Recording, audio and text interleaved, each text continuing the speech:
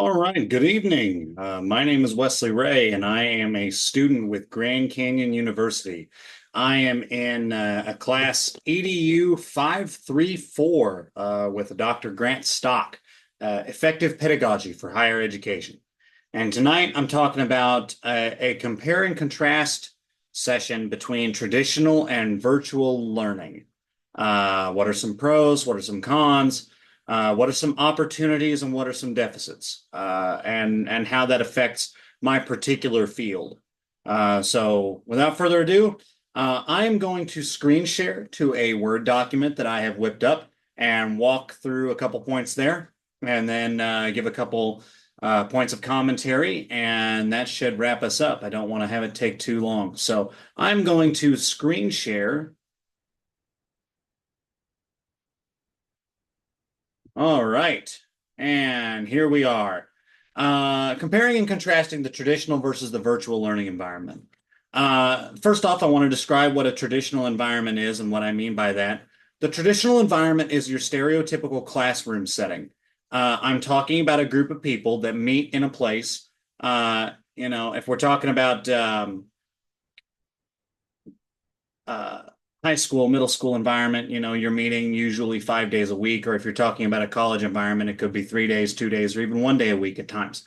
But this is a group of people that are meeting in a physical location to receive instruction from a professor. They are in a classroom setting. Instruction is being passed down. Information is being passed down from a singular instructor to a classroom. Okay. And it's being done in that classroom environment. And this is being done face to face. It can be done in a lot of different ways. Oftentimes you'll see lecture methods, you'll see presentations, you'll see cooperative learning tactics. Keegan's cooperative learning is a really big one. See things of that nature. And there are some pros to traditional learning in a classroom. Opportunities for hands-on instruction in labs. Okay, this is a big one for me. I am a life science teacher. I am educated in biology by trade. I don't even have an education degree. I have a Bachelor of Science in biology. I'm going for a Master of Science in biology. And hands-on education, working labs is important because a lot of people who are going for these bio degrees, they're not actually people that are going to go and teach. They're people who are going to go and work in lab jobs, and they need to be able to do lab protocols, and they need to understand lab etiquette. And that hands-on instruction is very important. Face-to-face interactions allow for more personalized development between student and instructor. Having a professor or a teacher that you have a good relationship with can make or break you in some of these classes where they may throw some topic out of left field that you've never even heard of before. And being able to work with them and interact with them and having a good relationship with them and working with them face to face, that's something that can save you through a class like that. Cons, less opportunity for adult learners with schedule conflicts. When you are limiting a classroom setting by forcing it into a physical classroom setting that's happening at this time, you're going to eliminate so many people who could do this. They could do it if you would only have it in the time window where they would be available. And if you're in an asynchronous environment, which is more typical of a non-traditional setting, it opens the door for those people and it allows them to do the same things that other people would be able to do anyway. And you're going to get less student fulfillment. And there are studies that back that up, that a lot of students are reporting being more fulfilled in a non-traditional environment. They feel happier. They feel like they're doing better. And when students are feeling like they're doing better, they're probably going to start doing better. Okay? That's just psychology. We can contrast that by a virtual learning environment, asynchronous, if you will. Asynchronous instruction through a networked device. Okay. We are in a virtual learning environment now with GCU, or most of us, I think, are entirely online students. I don't meet with my professor in a classroom once, twice, 3 times a week. I log in and I receive instruction that way, indirectly, but at any time of the day. It is focusing on experiential and cooperative learning, by doing and reading at self-regulated paces. I would also like to point in and kind of push in there, I didn't write it down, that there's also a lot of project-based learning in these types of virtual environments. Okay. There's no face-to-face interaction necessarily, although there is interaction with peers through discussion boards. Okay. Pros. It provides opportunities that overcome scheduling conflicts and allows for the education of more students. If I, as an educator, want to focus on reaching the most people possible, then the virtual learning environment is superior to the traditional environment. Okay.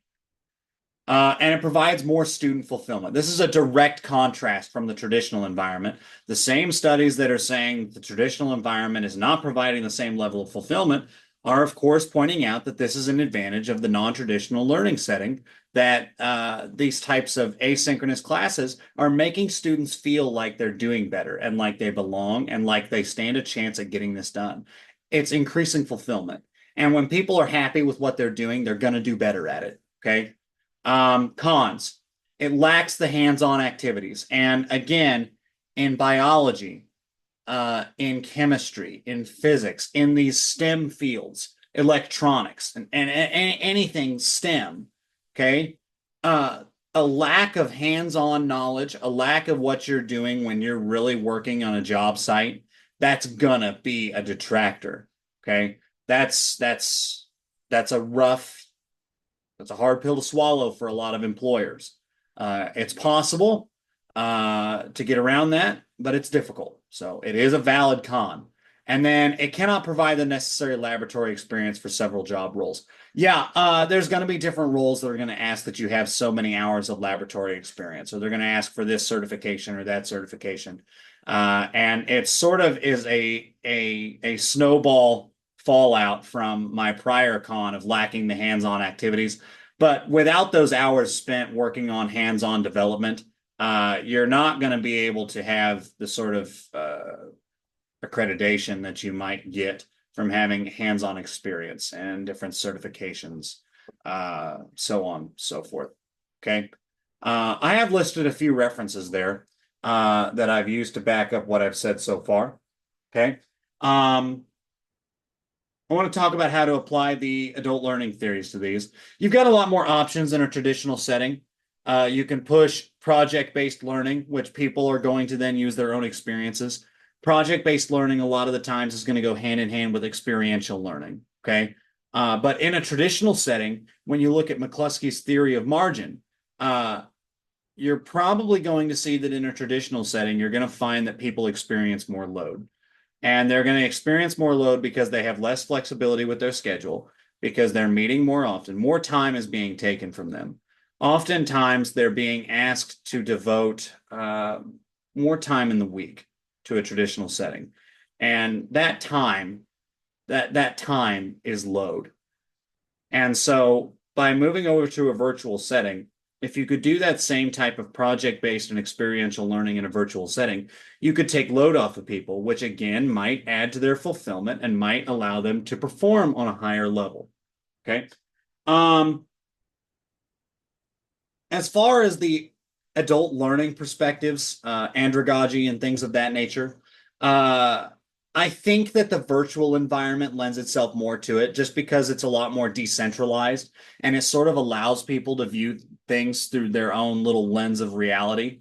Versus if you're bringing everybody into the same traditional learning environment, you're just kind of spoon feeding them information in sometimes ways that as adults who are independent thinkers, maybe is not always the most appreciated. So yeah, at the end of the day, you want your students to enjoy their time. So if the adults are more independent than the classroom setting, they would enjoy the virtual setting better and therefore perform better in the virtual setting. So, but anyway, two ways to present instruction in each.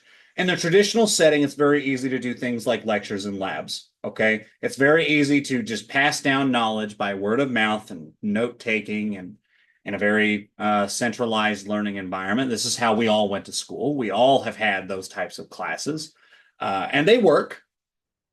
So they're valid. Okay. And then again, I can't stress this enough for my field that the labs and the hands-on activities are vital. And that is the big advantage of a STEM traditional education. Okay. In the virtual realm, independent research.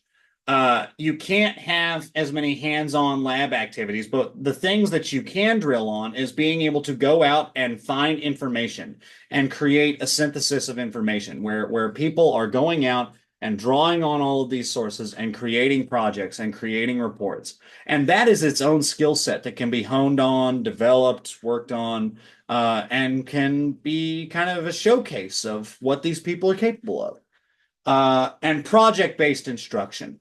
Give them in a decentralized learning environment and something that's non-traditional, give them boundaries, okay, and give them time and give them rules and see what they do and watch students find their own unique ways to use their own unique experiences to complete the assignments in ways that sometimes you wouldn't expect, but might still be very correct and very, very on par with what you would want otherwise in a traditional setting.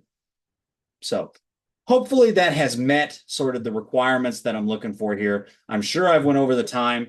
I'm going to go ahead and stop the recording shortly. And thank you for watching. Have a good rest of your day.